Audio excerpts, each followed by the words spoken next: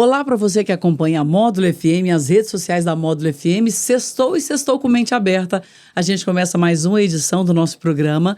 Aqui conversando hoje com um assunto que é extremamente relevante para toda a cidade e região. A gente trouxe uma pessoa aqui que sabe tudo de café, que é o Gil Barabás. Pronunciei certo, Gil? Seja bem-vindo, um prazer recebê-lo. Eu que agradeço o convite e pronunciou corretamente. Sim, Vamos ver se até o final continua falando certo, verdade. né? Gil Barabás. É ucraniano que você estava dizendo, né? Isso. É ucraniano.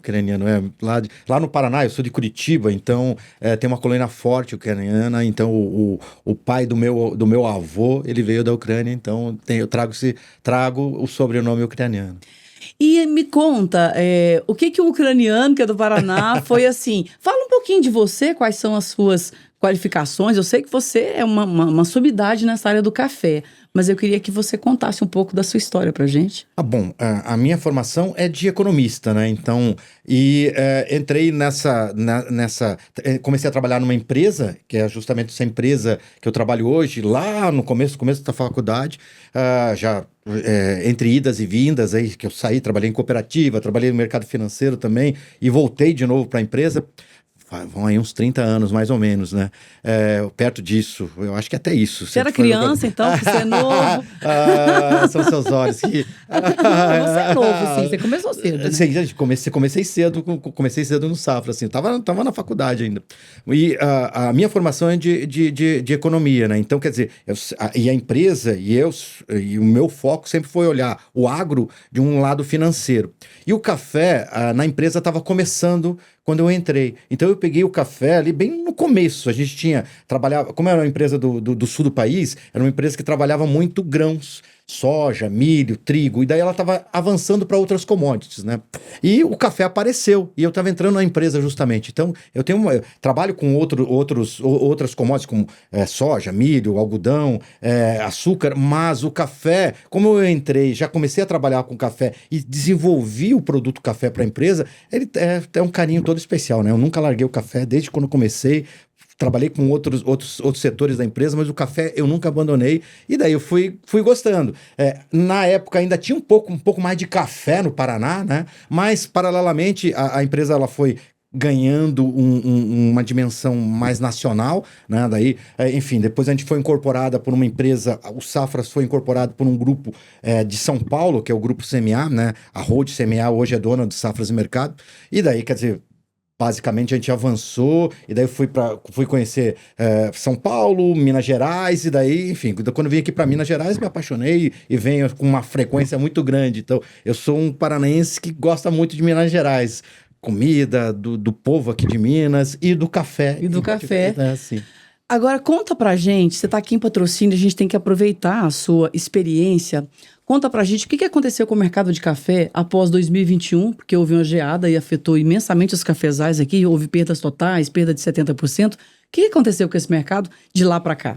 Olha, Leide, a gente teve muita coisa. O café ele vem atravessando por momentos aí de grande volatilidade de preço. Primeiro a geada, juntamente com a geada, em 2021, a gente teve uma seca, e isso comprometeu a produção de 21, 22. A gente teve uma recuperação, uma quebra de safra, né? Depois a gente teve uma recuperação da produção em 23. Mas, na sequência, a gente teve uma seca o ano passado.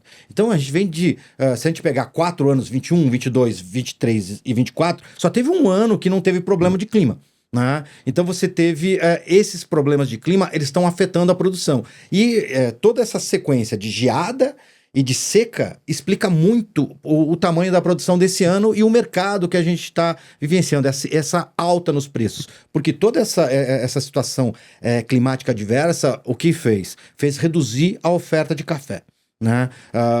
E reduzindo a oferta de café, fez com que o preço subisse e atingiu esses níveis históricos que a gente viu ao longo de 2024 e nesse início de 2025, né? Reduziu assim quantos por cento pra Olha, gente? significativamente. A gente teve uma safra recorde no Brasil, que chegou ali números aí próximos de 70 milhões de sacas.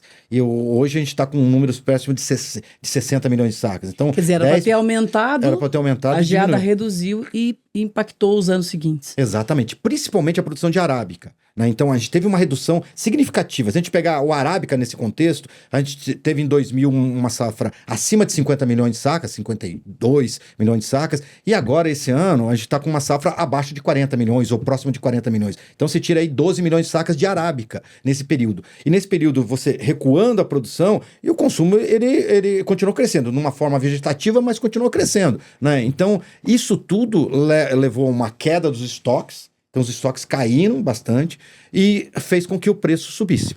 Pois é, aquela coisa assim, a dona de casa que está nos ouvindo nesse momento, e aquele especialista que vende, que compra café, enfim, a gente vive o café aqui na cidade. Aquela sensação de comprar o pacote e falar, nossa, mas saltou, sei lá, de 49 para 59, para 69. Esse fato vai continuar por um tempo? Olha, vai, porque ainda a gente não enxerga, por enquanto, o preço do café. A gente tem que olhar primeiro para a matéria-prima. Primeiro tem que reduzir o preço da matéria-prima, que é o preço pago pelo café para o produtor, para você depois ter um efeito para o consumidor final. E o preço ainda está valorizado. Por que está valorizado? Porque esse ano o Brasil ainda vai colher uma safra pequena de café. Ele vai colher uma safra pequena de café. Deixa eu te perguntar uma coisa assim, desculpa te interromper o seu raciocínio, mas a gente vai colher uma safra pequena porque realmente foi o impacto da geada ou porque muitas pessoas também desistiram do café? Não. Eu tenho essa curiosidade. Não, é clima. O fato dessa safra pequena no Brasil, né, ela se deve ao clima, à seca do ano passado. A gente teve um período de seca no Brasil que atingiu São Paulo e Minas Gerais, o sudeste do Brasil, mas principalmente São Paulo e Minas Gerais, que se estendeu de abril até outubro. Então, você teve chuvas, mas você teve um quadro de estiagem longa. E isso acabou afetando a lavoura de café. Ela tirou energia da lavoura de café. E isso vem sentido agora. A produção, uma carga menor de safra. Então tem menos café por conta dessa situação de clima do ano passado que a gente vai colher esse ano. Então, isso foi a justificativa para esse último salto nos preços. A gente está começando a colher essa safra. Então, é uma safra menor do que do ano passado. Lógico que vai melhorar a oferta quando essa colheita chegar, mas ainda assim é menos café do que a gente teve no ano passado. Então, isso por si só, ele segura um pouco uma eventual correção nos preços do café matéria-prima, né? E também afeta daí o preço para o consumidor final. E tem um outro fator que é o seguinte, a indústria ela trabalha com uma defasagem em relação à passagem de preço. Então, hoje ela está comprando matéria-prima, mas o produto final ainda não passou esse preço da matéria-prima. Então, tem uma defasagem. Então, primeiro tem que começar a cair o preço da matéria-prima e depois de um tempo você começa a cair para o consumidor final. Então, o café está chegando agora no mercado. Café novo vai começar a ser colhido. E daí você vai ter um efeito sobre o mercado. Talvez esse efeito da chegada de oferta nova vai ser suavizado porque a safra vai ser menor do que a do ano passado. Mas a gente pode ter um efeito. Mas, possivelmente, para o consumidor final, esse efeito, se tiver, só vai acontecer no segundo semestre.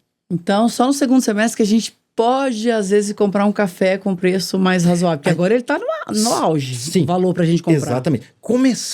Começar, porque ainda vai ter pouca disponibilidade, porque essa safra ainda não é uma safra grande. Quem sabe aí, se o clima colaborar, se tudo der certo, a gente começa a melhorar essa produção de café a partir de 2026. Né? Você está falando de clima, e a gente está vendo aí, na sua explicação, o impacto da seca do ano passado na produção, né, na safra desse ano. E aí, a minha pergunta é a sua expectativa para o mercado do café em 2025. E mercado de café para o produtor? Para o consumidor, enfim, né? Combinando as duas. Sim. Porque aqui a gente está falando para o produtor, para o consumidor, né? Sim. Também. Para o produtor, ainda é um ano extremamente favorável. O mercado de café está extremamente favorável. Lógico, vai começar a colheita, vai aparecer mais café no mercado, isso pode ter um efeito nos preços, mas ainda dentro de um cenário bastante favorável em termos de rentabilidade para o produtor.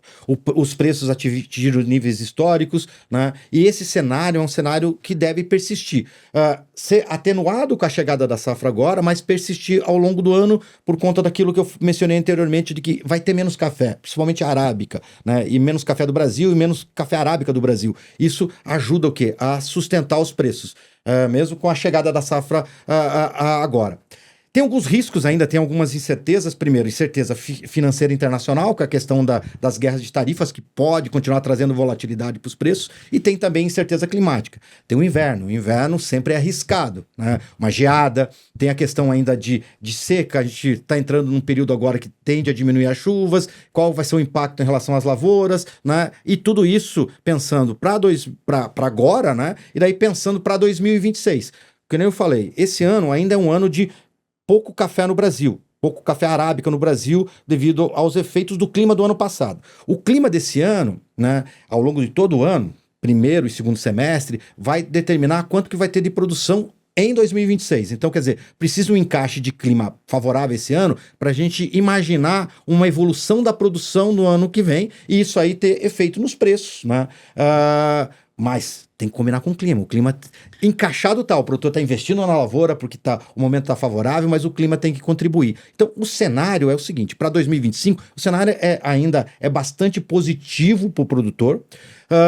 Enxergo com o segundo semestre há uma chance maior de você começar a corrigir um pouco essa curva de preço para baixo, pensando já num 2026 melhor em termos de produção, e daí, paralelamente, com um delay de tempo, né, com essa defasagem de tempo, começa a afetar também os preços da matéria-prima para o consumidor. Por isso que eu te falei, eu enxergo talvez um cenário um pouquinho melhor em relação a preço para o consumidor para o segundo semestre. Mas o clima tem que contribuir e tem que dar um sinal positivo que vai ter mais café no Brasil em 2026. Sabemos que o produtor corre muitos riscos, ele tem uma empresa a céu aberto. Uhum. E aí essas duas variáveis que você falou, a questão do clima, da seca, né?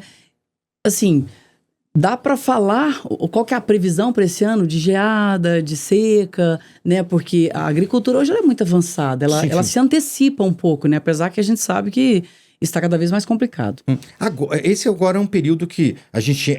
o que tinha o ano passado de diferente para esse ano? O ano passado a gente estava sob influência do El Niño.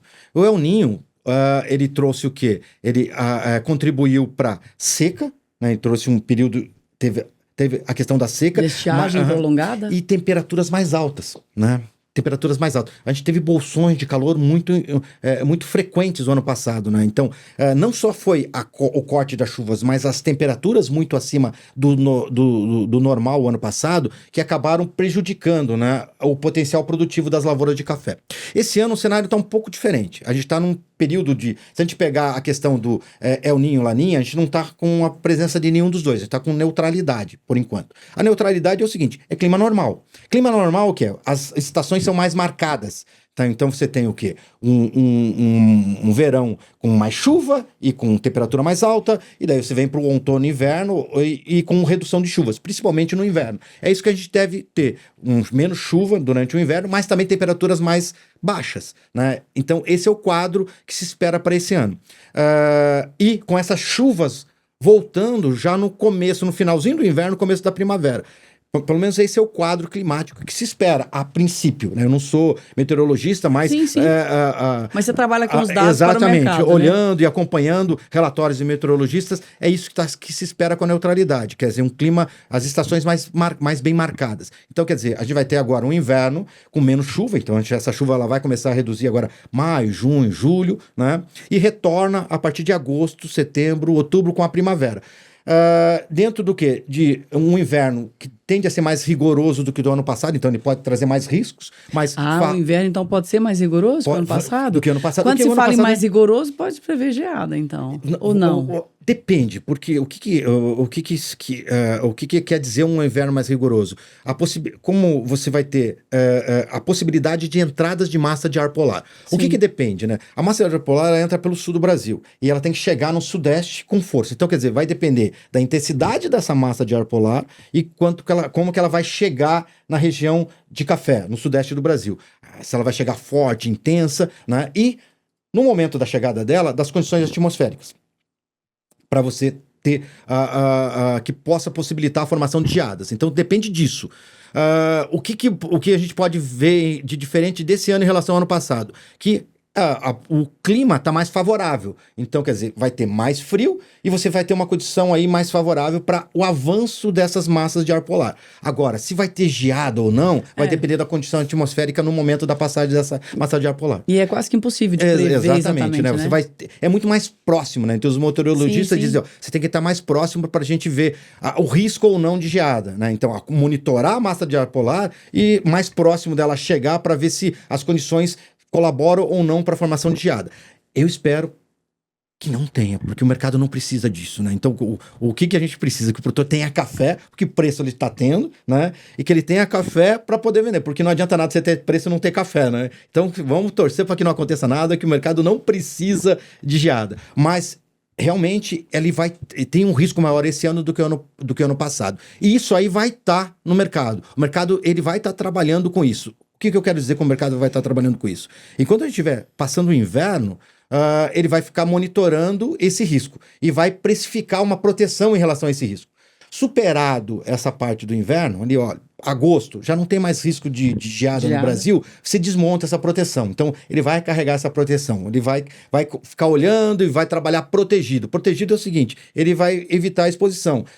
Um vendedor não vai vender menos, em bolsa você não vai trabalhar tanto vendido, vai trabalhar mais comprado, para evitar o risco de geada e ter prejuízo financeiro em bolsa. Então, tudo isso o mercado vai trabalhar. Mesmo porque a gente tem pouco café no mundo, pouco café no Brasil, os estoques estão baixos, e a safra não é tão grande esse ano como do ano passado. Né? Gil, é menor, né? Não é tão grande, não, é menor do que o do ano passado. Sim, sim. Estamos falando de quantos milhões de sacas esse ano? O Safras trabalha com uma ideia de arábica de 38 e de total de Brasil 62 milhões. Né? O ano passado a gente teve de arábica 45, então eu estou falando de 7 milhões a menos de arábica. Sim, então, muita coisa, né? É muita coisa. Só para ter uma ideia, 7 milhões de sacas, tirando Brasil, Vietnã, Colômbia e Indonésia, que são os 4 maiores produtores de café no mundo, talvez Etiópia, essa safra, essa diferença de safra é maior que a produção dos outros países que sobraram. Então é muito café. Olha a relevância disso, né? E isso, dentro de um cenário ainda do quê? Que tem pouco estoque. Então você não tem muita sobra e uma safra menor. Então a disponibilidade, a oferta de café, ela vai ser bem mais baixa esse ano do que ano passado. Isso serve de sustentação para os preços, né? Gil, vou te pedir um rápido intervalo. E na volta eu quero que você já vá pensando sobre essa disputa de China e Estados Unidos no mundo. Qual que é o impacto disso, né? A queda de braço entre os dois, né, grandes países. O impacto disso no mercado de café. A gente volta em um minuto, ok? Ok. Mente aberta. Mente aberta.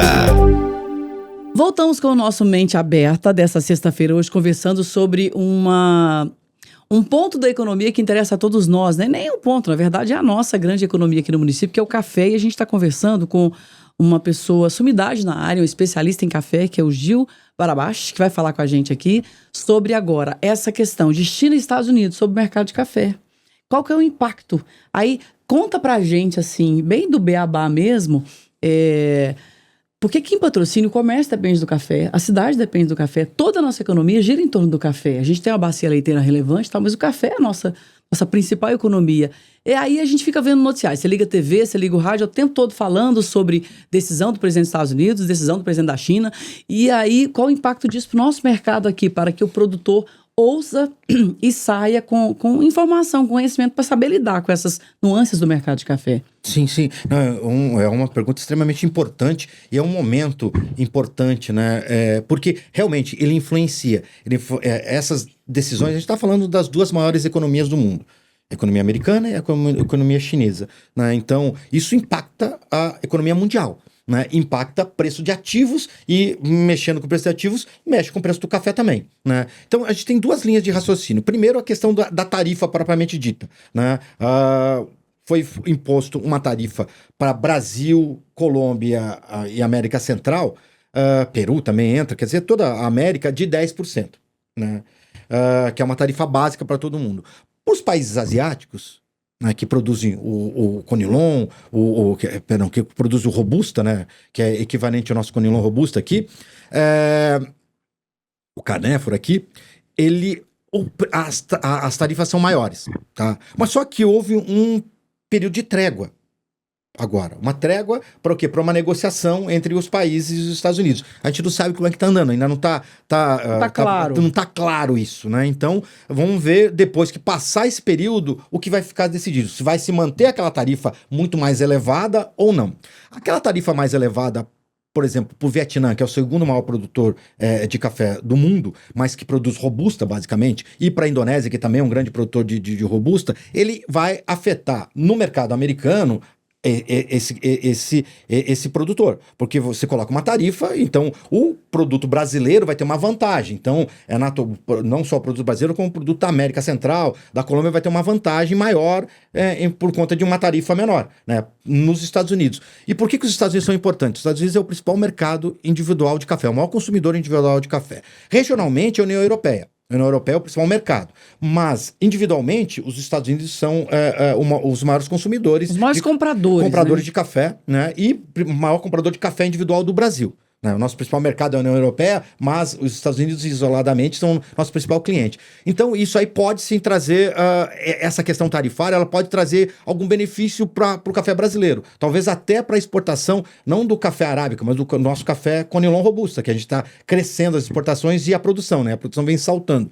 Isso aí pode mexer com os Estados Unidos, eles preferem o arábica nosso, que eles preferem? Não, eles colocam no blend. Para blendar, tá. né? É para blendar. Então, como recentemente você teve uma utilização maior desses cafés nos blends, não só aqui no Brasil, mas também nos Estados Unidos e na Europa, quer dizer, esse café cresceu a participação dele nos blends, não é o principal uso ainda do arábica, mas muitas indústrias começaram a blendar, a utilizar esse café para misturar, principalmente quando deu a disparada do café arábica com a geada aqui no Brasil, ele ficou muito caro, a arábica, e o robusto ele ficou mais barato, imaginei. você vai buscar alternativa, né? Naturalmente, isso facilita a comercialização, né? Exatamente. Então, você tem agora, de novo, uma situação de café arábica tendendo a se valorizar em relação ao café robusta, e daí você, de novo, abre esse espaço para a indústria e buscar mexer um pouco o blend dela e trazer um pouco mais de robusto. Com essa tarifa, né, para o produto asiático, você pode abrir o quê? Um caminho também para o nosso café lá, principalmente para o nosso Conilon entrar mais no mercado americano. Tá? Esse seria um ponto. Mas eu considero esse ponto, ele tem um efeito pequeno no mercado. Para mim, a principal questão de uma guerra tarifária, né, que a gente já teve lá no primeiro governo do Trump, que foi a chamada guerra comercial, agora é uma segunda guerra comercial que se chama guerra de tarifas, é o seguinte, quando você tem tarifas no mundo, qual que é o efeito? O efeito é inflacionário. Os preços, os custos dos produtos sobem. Então você tem uma inflação global. Inflação global, ela tira o quê? Qualquer movimento inflacionário, ele tira poder aquisitivo das famílias. Então você está trabalhando com uma redução de renda da economia global dentro desse cenário de tarifas globais, né? E o outro fator é que desacelera o crescimento da economia. E isso deve afetar principalmente a economia americana, a União Europeia, que estava tentando, depois da pandemia, ganhar atração, pandemia e guerra da Ucrânia, ela estava tentando se recuperar, é mais um baque para a economia da Europa. Então, quer dizer, a gente está falando aí de dois mercados importantes para o café. E também para a China. A China é um mercado emergente. A Ásia é um mercado emergente para o café. A Ásia já responde hoje por 25% do consumo de café no mundo. Nossa, eu me lembro, Gil, há muitos anos atrás, que o sonho aqui dos produtores era poder vender café para a Ásia. Então já está chegando em 25%. A Ásia responde por 25% do consumo, né? Não é toda, digamos, quando se fala... Eu lembro quando eu comecei café também, tinha essa ideia, né? Que se cada chinês tomasse uma xícara de café por dia... Ao invés de tomar chá. Exato. Quanto a gente precisaria produzir de café? Não é esse o cenário. O consumo de café... Cresceu demais. Cresceu. O consumo na China, ele cresce... Enquanto no mundo cresce abaixo de 2%, na China cresce a 4%. É um percentual.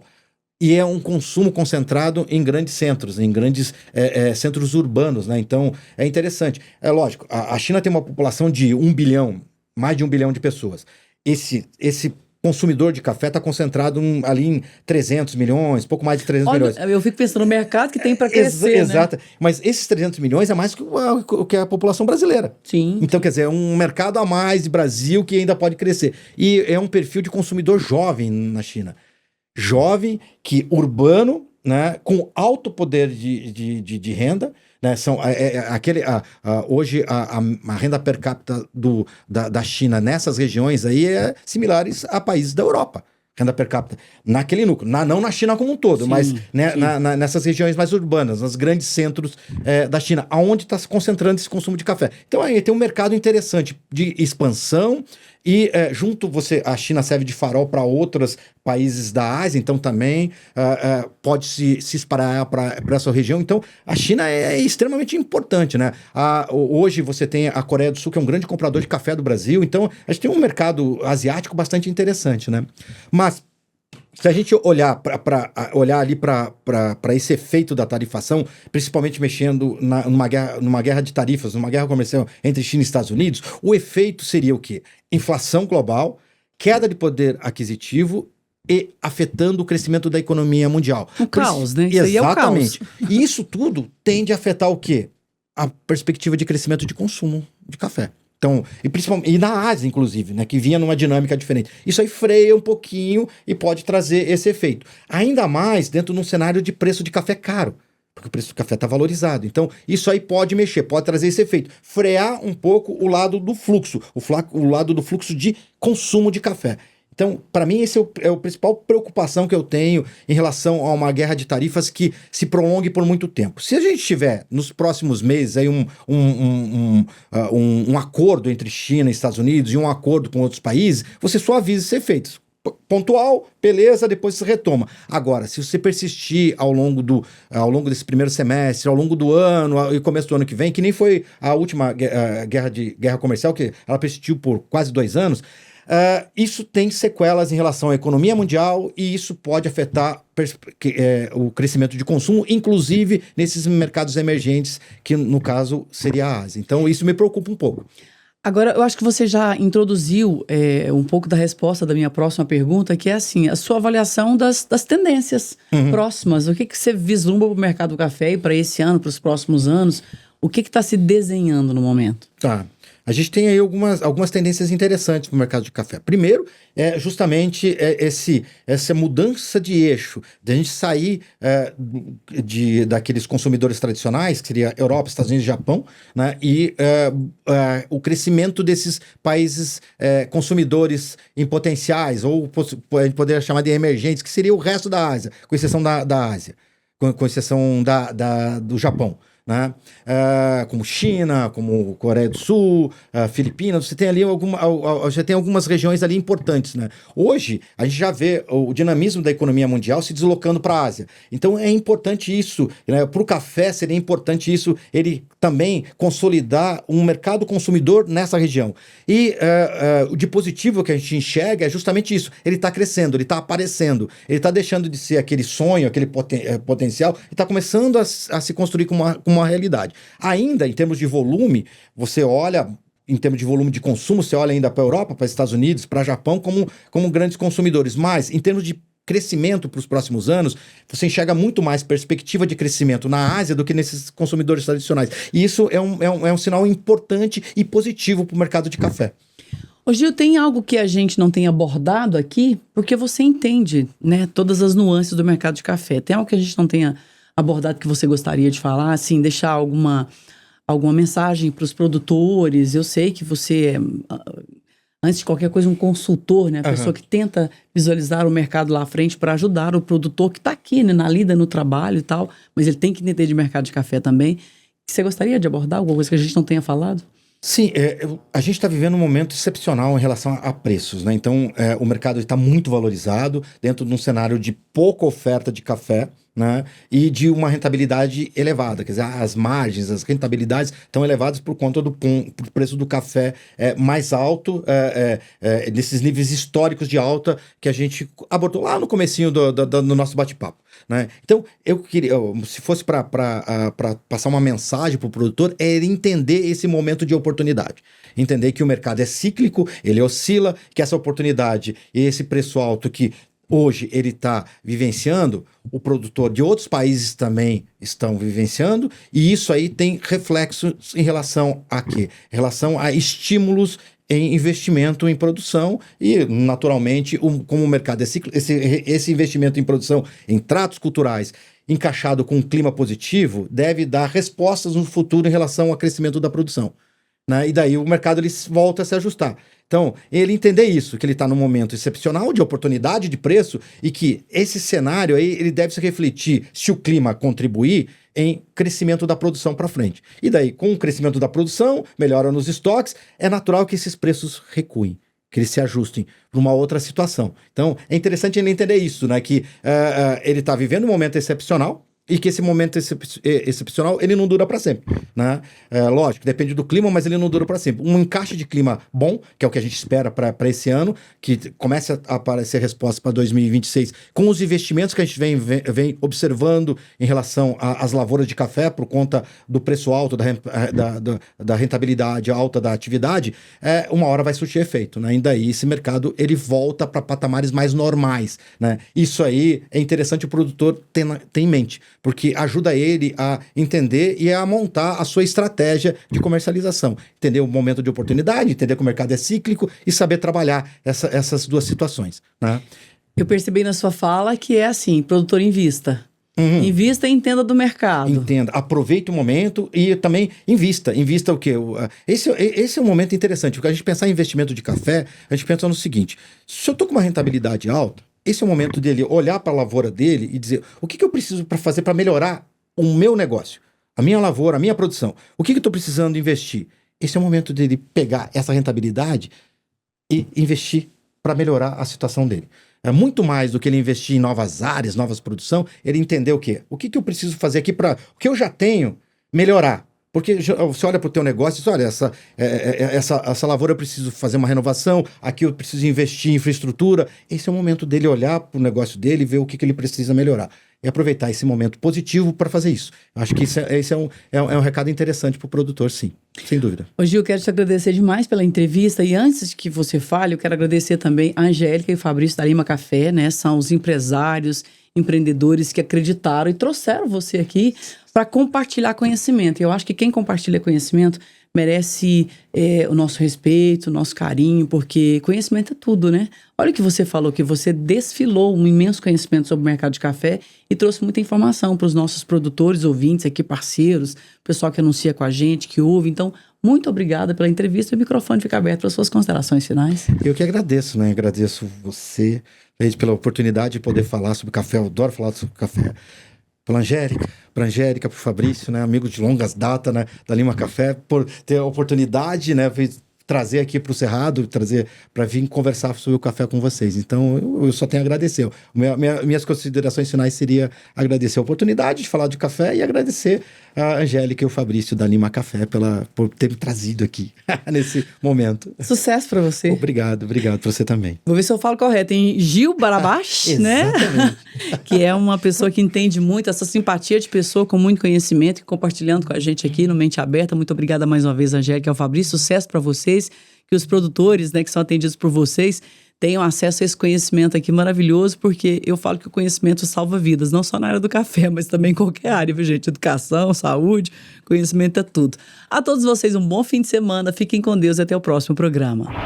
Você ouviu na Módulo FM Mente Aberta. Mente Aberta. De volta na próxima sexta-feira. Até lá. Oferecimento Andap Autopeças, Unicep, Rações Saborosa e Sicredi, a primeira instituição financeira cooperativa do Brasil.